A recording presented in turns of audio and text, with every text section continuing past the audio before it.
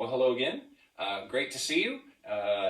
Again, this is Mr. Malone, and we're going to work through our second video here, kind of reviewing some of the things that you guys have been doing in class, reviewing what we talked about on the last video, and then we'll kind of work through the other side of lesson 1 today. So just some quick reviewing before we start, all right? We're going to start with some mouthpiece buzzing, always the way that you want to start your practice session every time so that we're building, again, the strength in those muscles.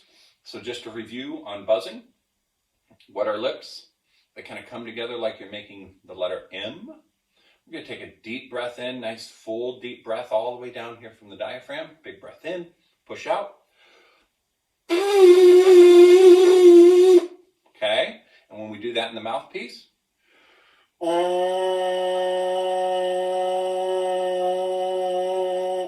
okay, and hopefully in your mouthpiece buzzing, you're finding that you're starting to maybe be able to control a little better if you're getting a low sound or a high sound. So just a reminder, our low sound, we want slow air, and we want looser embouchure like this. And for our high sound, we're going to use firmer embouchure, faster air, sounds like this.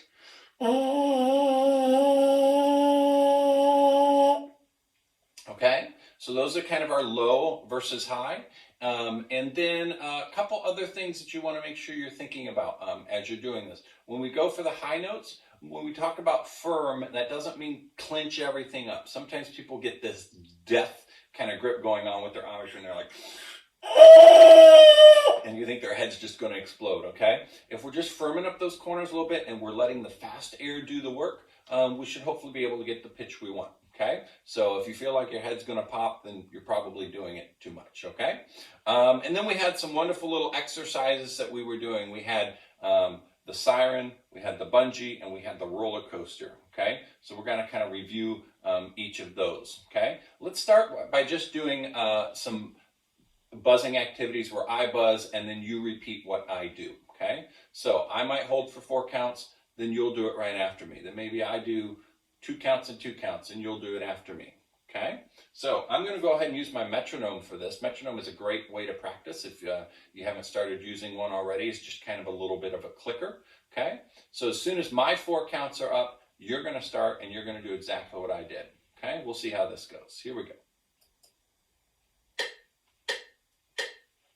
1, 2, here I go.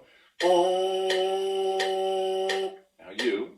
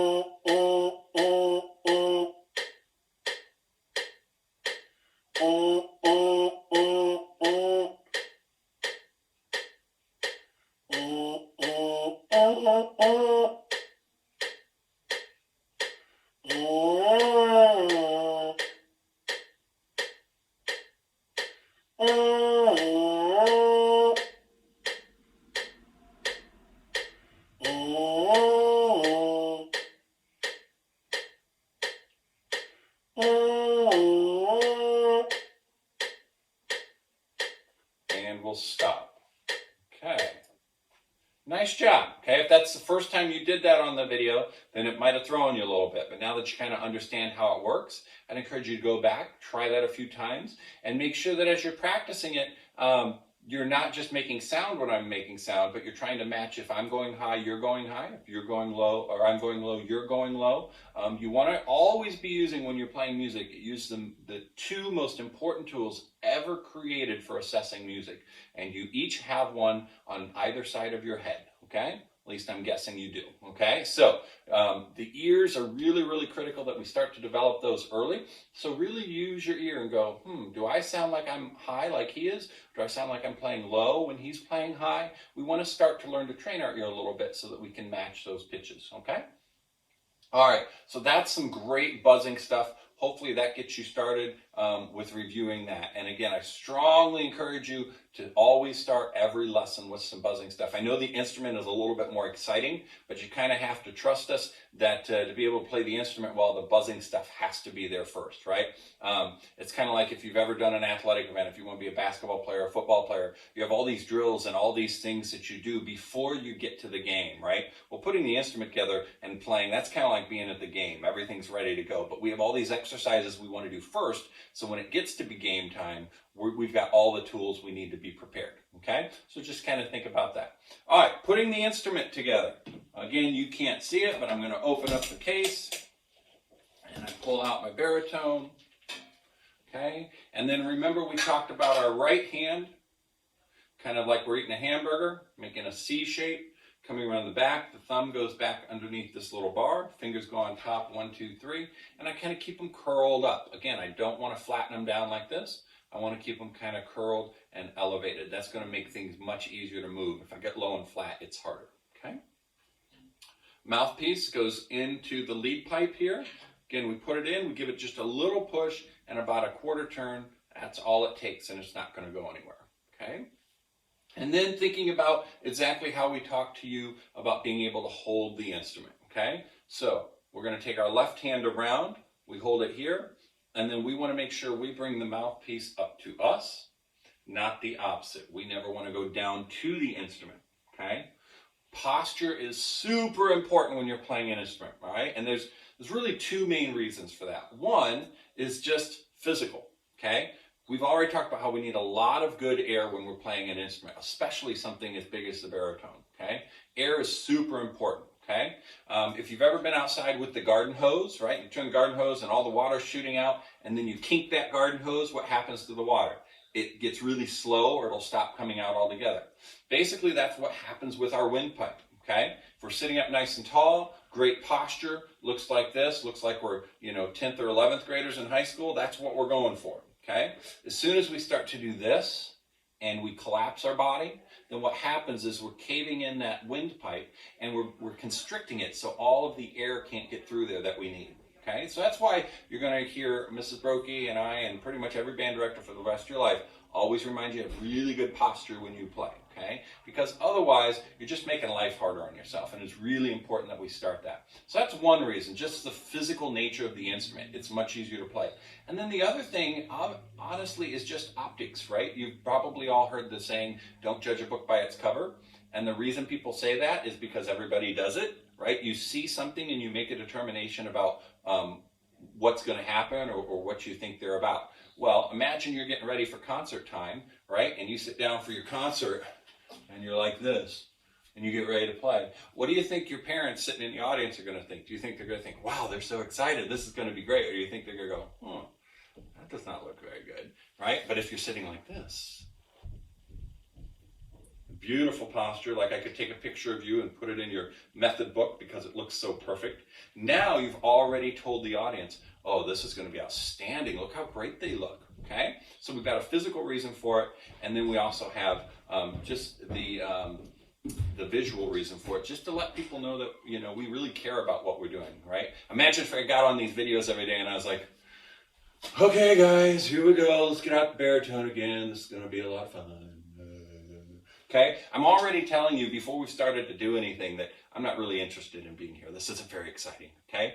And there's nothing more exciting than learning to play an instrument for the first time. So hopefully you're excited. And one of the ways that we show that is by always playing with great posture, okay? So let's go ahead and do that again. We're sitting up towards the edge of our seat. Our feet are flat on the floor, okay? We're sitting up nice and tall. You notice my shoulders are down and relaxed, though. We're not bringing them up, keeping everything nice and relaxed, okay?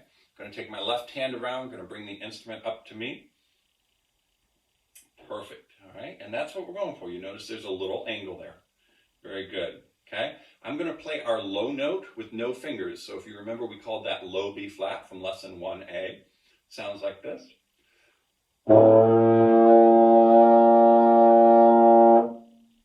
Let's try that together. 2, ready, and go.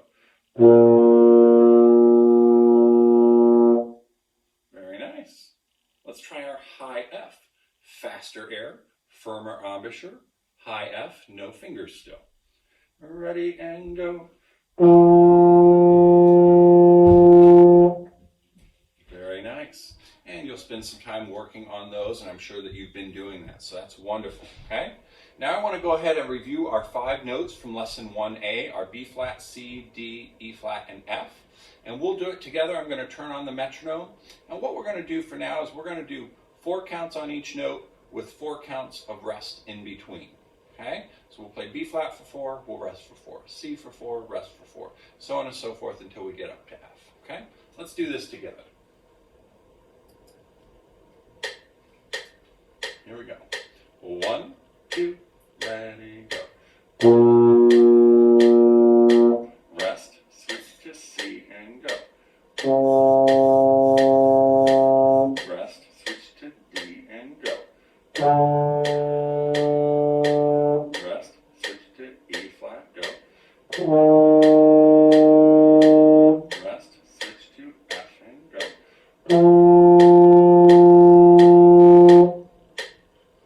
Nice job.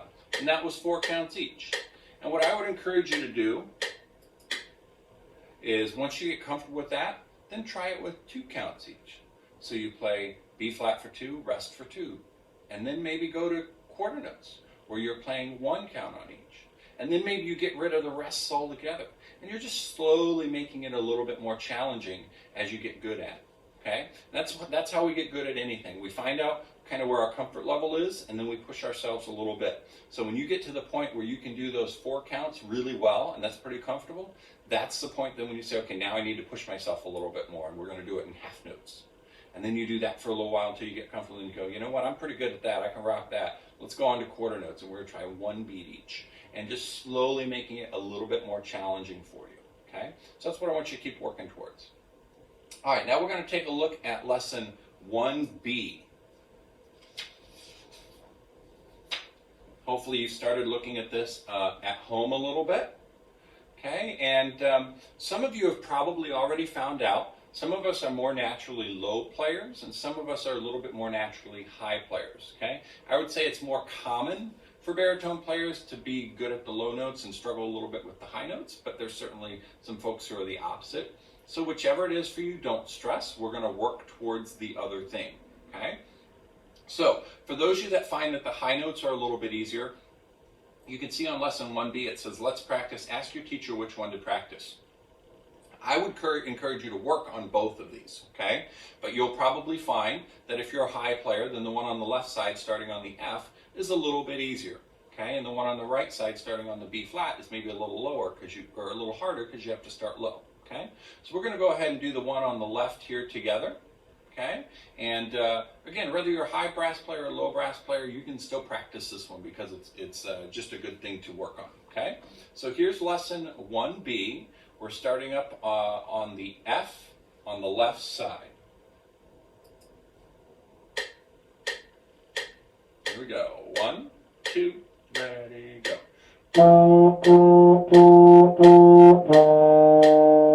Next line. Last line. Okay. So there's the left side. Let's go ahead and look at the right side now. Starting on our low B flat. Here we go.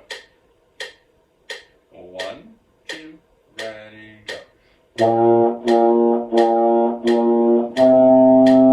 Second line. Last line.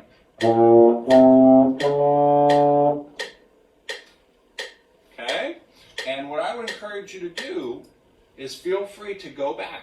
And if you want to play with this video, you can kind of go back and review those spots a few times. Again, using our ear, always listening and being critical and going, am I matching the pitches that I'm hearing?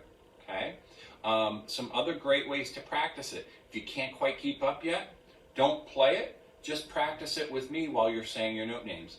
F, F, F, F, E flat. And you're saying the note names, you're moving your fingers. And then once you get comfortable with that, then go back and try playing it. Okay, so just find different ways to kind of break it down a little bit until you can find some success, whatever that is for you. Okay. Next, let's take a look at one of my all-time favorites, hot cross buns, okay? Hot cross buns. We're gonna go ahead and try this one together. By the way, for those of you keeping track, our secret code word of the day is poodle. Poodle, okay? You know those little yappy dogs that are all fluffy? Yeah, poodle. We have a dog, but it's a Bernie Doodle, so it's part Bernese Mountain Dog and part poodle. So I can't make fun of yappy dogs, because when I think of poodle, I think of those little miniature ones, but this is actually, I think, just a regular sized dog. So poodle is your code word. All right, here we go. Hot cross buns. Again, we'll do it with our metronome on just to help us keep a nice steady beat. And as we do this, I'm tapping my foot always to help keep the pulse as well. Here we go. We're going to do this a little bit on the slow side, so I'm going to hold each of these first notes for 2 counts each, just so that we've got some time here to think as we switch. Here we go. 1, 2, ready, go.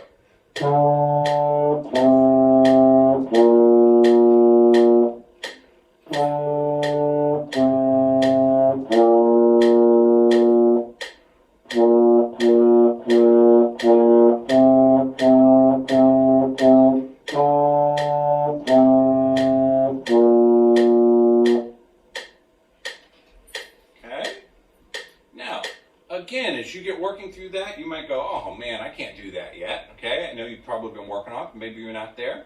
Again, maybe start with just note names and fingers. That's always a great way to start. Get this part working, and then we add the embouchure back in. Okay. The other thing to do is break it down. Maybe you just take those first 3 notes and practice those a couple times.